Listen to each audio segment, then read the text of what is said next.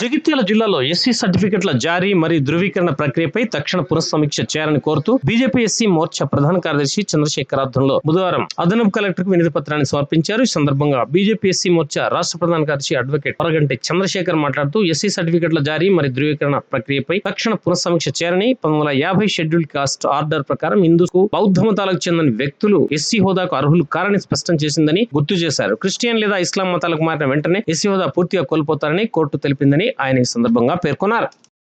గౌరవ భారత supreme court Chintada Anand versus state of Andhra Pradesh కేసులో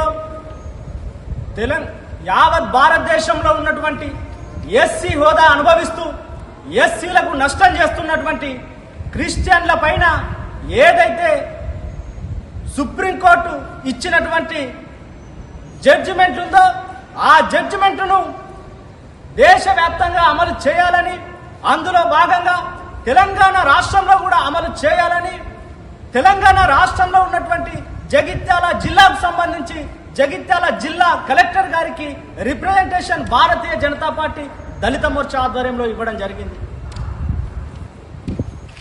ఎస్సీ హోదా అనేది కేవలం జననం ఆధారంగా మాత్రమే కాదు, మతం ఆధారంగా మాత్రమే ఉంటుందని చెప్పేది రాజ్యాంగ ఆర్డర్ 1950 ఏదైతే ఉందో అది క్రోడీకరిస్తుందని కూడా ఈ సందర్భంగా తెలియజేస్తా ఉన్నాను.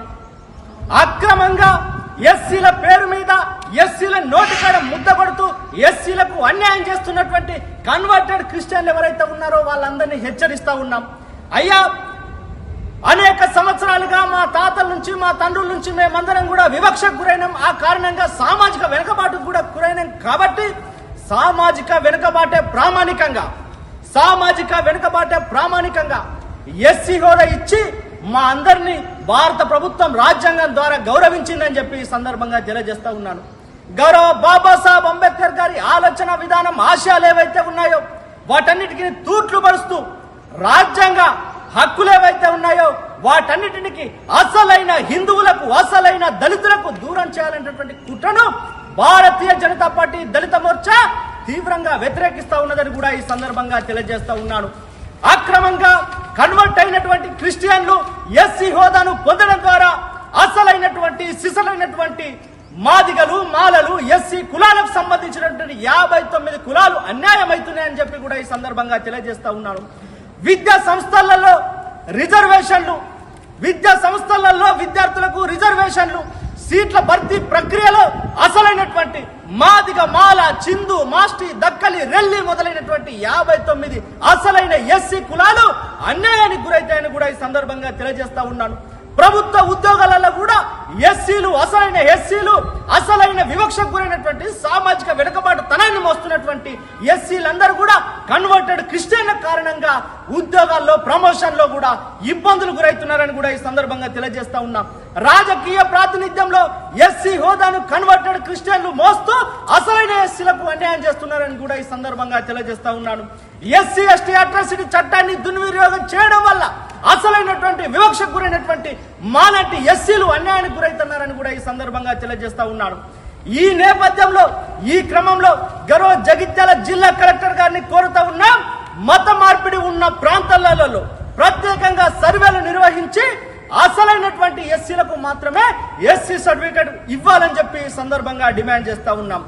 మతాచారణ ఏదైతే ఉన్నదో, వాళ్ళు ఏ మతాన్ని అయితే ఆచరిస్తా ఉన్నారో వాళ్ళ యొక్క మతాన్ని పరిశీలనలోకి తీసుకొని ఎస్సీ సర్టిఫికేట్ ఇచ్చే విషయంలో ఖచ్చితమైనటువంటి పరిశీలన చేసిన తర్వాతనే సర్టిఫికేట్ మంజూరు చేయాలని కూడా ఈ సందర్భంగా తెలియజేస్తా ఉన్నాను. ఇతర మత సంస్థలలో కీలక పాత్రలు వహిస్తున్న వాళ్ళెవరిని కూడా ఐడెంటిఫై చేసి వాళ్ళందరిపైన చట్టపరమైన చర్యలు తీసుకోవాలని, వాళ్ళ యొక్క ఎస్సీ సర్టిఫికేట్ రద్దు చేయాలని చెప్పి ఈ సందర్భంగా తెలియజేస్తా ఉన్నాను.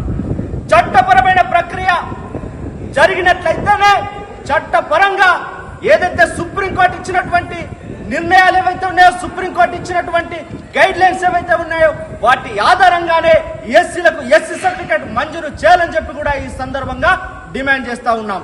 గౌరవ కలెక్టర్ గారిని మరొక అభ్యర్థన చేస్తా ఉన్నాం.